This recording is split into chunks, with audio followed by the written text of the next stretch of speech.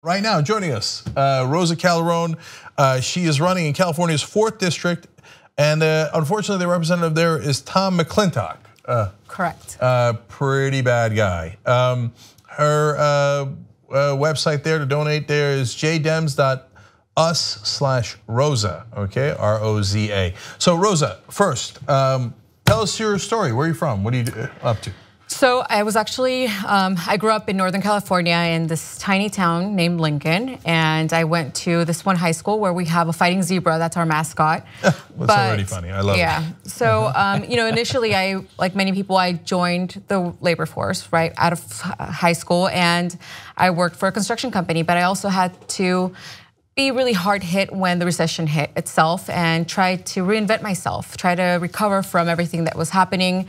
I went through some pretty rough patches right after I lost my job. I also lost my father, who was assassinated in El Salvador.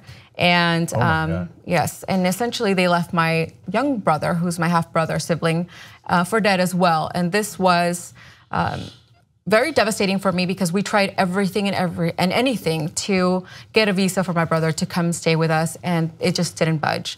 In 2016, so 9 years after all of that happened, my brother was actually able for the first time to come visit me in San Francisco, still on a visitor's visa. And my story doesn't start or end in Lincoln. It started in El Salvador. I was born in El Salvador. I am a refugee that came to the United States during the civil wars that were happening there. This was a place and a time where the press was silenced, very much like it's happening today here.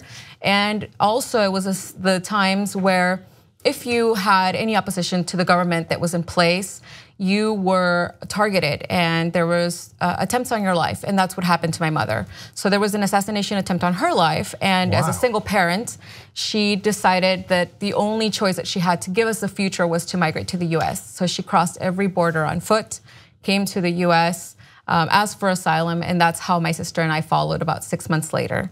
And everything, when we landed here, we built our base here in the Los Angeles area. We grew up in Huntington Park. Initially, I think I was telling my Lyft driver today that I actually grew up in the Rampart area right before we moved to Huntington Park, and this is right about the time when the LA riots were going on. My sister and I shared a bed in a closet. We saw the LA riots happen. Then my stepdad's place, office was burnt down, and they were out of a building. So this is the type of things that we lived through. We also knew that acceptance was extremely important because we were immigrants and we needed to find those commonalities with other marginalized groups. So my sister's 4th grade class, marched in the Pride Parade in Santa Monica off of Santa Monica Boulevard in West Hollywood. And at the table, because of what we had experienced as very young children, we talked about what was happening worldwide. We talked about the USSR and when Gorbachev said to take that wall down. We talked about the countries in Central America recovering from the civil wars. And we also talked about South America and the war on drugs that they were facing and all the perils that the people were going through. So for me, it was imperative that I always remained active. So when, even this last election, I've been probably a volunteer for the last 8 years for the last 4 presidential elections, or 16 years now, sorry, for the last presidential elections. And this time, there was something very different. As much as I would have wanted a Democratic House, my daughter and I had planned a trip to DC to celebrate the time that we had our first female president-elect. But when we arrived, we still went to our trip, and it was President Trump that was the elect. And it was devastating. And I remember getting out of the plane and my daughter asked me, "Mom, what are we gonna do?" And as a single parent myself, it was heartbreaking that I couldn't give her an honest and secure answer for our future. And so I looked at her and I said, "We are gonna go to the monument, and from there, we're going straight to Trump Tower," and that's what we did. We marched through the entire DC area to protest against the president-elect. When we came back, we made sure that we remained active. The protest that was outside of Tom McClintock's office in February 4th that really was given credit to as the beginning of the resistance recess, where this guy called us anarchists and radicals and took off running, and that made national headlines. That was a protest that was led by me. And this is right when the Indivisible movement really started, taking off. And of course, I have walked in the shoes of a minority woman who was barely given a chance sometimes. And I want to make sure that the opportunities that I did have, because of the hard work that my mom and the risks that she took and the risks that I've taken, are not so far away and so far removed from my daughter and future generations. So what I wanted to do is make sure that McClintock is kicked out of office. He's a climate science denier. He also, votes almost 99% of the time with Trump. And he celebrates that Trump is very outspokenly racist and prejudiced. And he even told one of our dreamers during a town hall to go back to her country and migrate the right way when she asked him and pled for his help. And so those are the type of things that just pushed me over the edge. And I decided to run against Tom McClintock. I'm a geoscientist, so I understand the science. We have one of the most beautiful districts in California. It encompasses Lake Tahoe, the majestic sequoias, Kings Canyon, Yosemite, and has like 4 counties that have become like go-to destinations because of how beautiful it is. And it's enormous. So it comes down all the way through the Central Valley, and we have a lot of the farm workers who are going through a lot of things right now because there's a shortage of labor, because people are scared. And those are the reasons I'm running. I went to a consulate meeting from El Salvador was hosting to help people file for TPS and to help them file for citizenship or residency. But these people are scared. And what I'm running for is the working class. What I'm running for is to give people security so that they know that they're not alone, so that they know that there is something out there that they can get out and vote for. I want to get rid of this voter apathy. Right. And the only way we're really going to do that is by getting money out of politics. All right, I love it. So what made you want to get into politics in the first place? Was it that your mom, obviously incredibly brave. I did not know that about the assassination attempt on her life. Was that the inspiration? Why not just stay a geoscientist? And what drove you to actually make this decision? Oh, I miss my job because we were out there in nature geotagging trees, but at the same time, there is only so much that I can do as an activist. So I've been fairly active for a really long time. Since I was a child, that's what my mom taught us to do. And through the movements of Occupy, and even now with the Indivisible movement, there's only so much. You hit a wall as an activist. And the only way that I can truly affect change at the legislative level is to run for Congress. And this race in particular, for me, this chair is extremely important because it represents not just District 4, not just California, but it creates a vote and a voice for the nation. And that's why I feel that replacing Tom McClintock is imperative, and I would be the person to do it. All right, jdems.us/Roza, by the way. Yes. So now the key, I think, is for all Democrats who want to beat the Republicans is to stick Tom McClintock to Trump, right? Correct. Now, there's been an effort at the top of the ticket last campaign where Hillary Clinton tried to divorce Trump from the Republican Party and say he was a special case and she wished for regular Republicans. I think that's a mistake. And do you have a plan to do that? Because Tom McClintock speaks out of both sides of his mouth when it comes to Trump. And now he's even trying to push back against the fees they're raising on Yosemite and things like that. So he's trying to find ways to distance himself from Trump. And do you think you'll have a hard time sticking Trump to him? So there's one way that I've been approaching this, because in my district, yes, McClintock won with a sweeping over 62% last election, and that's been the case for the last 3 or 4 elections for him. So there are GOP members who made a Trump presidency possible, and he is definitely one of them. He is a congressional congressman who creates division, and that's what he thrives on. But because, yes, he is scared that if we stick him too close to Trump, that he will lose.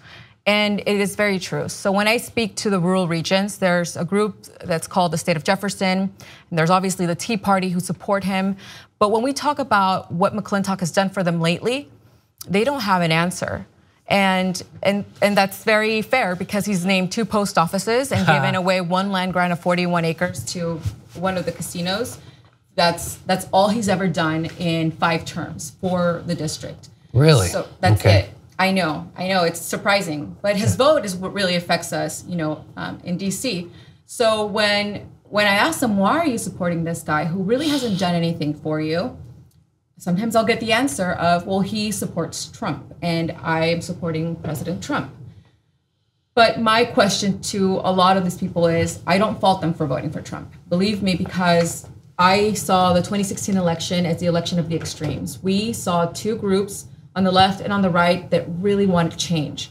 And that's what I took from this election. And that's what I offer. I offer someone who's local, someone who's lived through the same experiences that the locals there have lived, someone who survived the recession, someone who's went to North Dakota to drill oil in the Bakken for research, but I ended up understanding the complexities of the people who left their hometowns to try their luck in the new Wild West. Because we have our own case of migrant workers within America. And understanding that by living in those same rig sites with these men, I understood why they looked at Trump's promises as something that he could actually do, maintain jobs, build up the economy. But Trump only cares about one person and one person only, and that's himself. And I think over time, people are really coming close to that. And I've had Republicans, I've had Tea Partiers, I've had State of Jefferson people show up to my events and apologize to me personally for voting for Trump. And things are changing. So when you tell the Trump voter, what has Tom McClintock done for you lately, and they say nothing, do they ask you, what are you going to do for us? And what do you say? So the question is, what are you going to do? One of the big things that I hear all the time is that they don't want to pay taxes, these high taxes. And the taxes, of course, many of the issues that they're having are state issues. Right. And at the federal level, there's other things that I can do. And for many of the 10 counties that are part of this district, there's no work. So when a local group did a poll for the entire district, that was an amazing sample. It almost reflected identical to the results from the 2016 election. It proved that the entire district really has more progressive ideals. So the number one issue for many people was education. They want to make sure that their kids have a good education, good quality education that's not dictated by their zip code. The second thing was that they want to make sure that the income inequality is gone, because these are people who haven't recovered from the recession. Many of the counties in my district have over 50% of the residents who are on some type of social service. Yes. Yeah. Yes. So it seems to me that that if you get voter turnout, and a lot of 2018 will be about energy, that you win. And so you're talking about 50% of the district is taking some sort of social services. Those folks are not rich, right? No. And Tom McClintock and the rest of the Republicans, all they do is represent the rich. There's a story out today about the tax cuts that they're working on, right? And it's tax cuts for the rich. But it actually takes from the blue states and gives to the red states. And the New York and New Jersey Republican congressmen, not all of them, but a lot of them broke ranks with the Republican Party and said, no, you're taking too much from our state. But actually they take more from California. And every Republican in the California delegation, including McClintock, said, no, I don't care that they're taking from California and giving to the red states. I just want the tax cuts for the rich. Correct. So do you think that's gonna, and are you for $15 minimum wage? Absolutely. So how could that message not resonate? Like, you're gonna get higher wages if we win, and you deserve it. You're working hard, right? You are working hard. Whereas McClintock is saying, I don't care how much California suffers. I don't want you to get, he's for $7.25, right? Which is $15,000 a year. That's amazing, it's $15,000 a year. And he says, but I want the tax cuts for the rich. It's gonna be trillions of dollars for them. And if he could pay us less, he absolutely would. That's the reality of it. So what Tom McClintock's gonna do, though, is he's gonna tie his tax cuts to more jobs. He's gonna say, she's against tax cuts, she's against more jobs. So that's what they've been doing since the 70s. So you gotta be ready for that, because that's how they've decided, because it got to a point where they couldn't say tax cuts for the rich, and then the Democrat would say, look, he's for the rich. They go, no, tax cuts helps you get jobs. So that's their story, so just be ready for that. We know that doesn't work. That's trickle-down economics, and that's been debunked a million times. But what's your response to that? How do you respond to that? Well, the reality is today, I'm not sure if you saw the press conference, but they kept talking about $11,182 over and over and over again. And I just thought, yeah, no, that's not gonna work, because what you're doing is taking away from us and giving to the rich. This is the whole Robin Hood in reverse. And McClintock can't hide behind that, because the reality is I want tax cuts. I want tax cuts for us, the people. We shouldn't be paying more than corporations. I can't believe that there are some companies, some corporations where the secretary pays more taxes than the CEO of that company. Mitt Romney. Exactly. So those are the type of things that we have to get away from.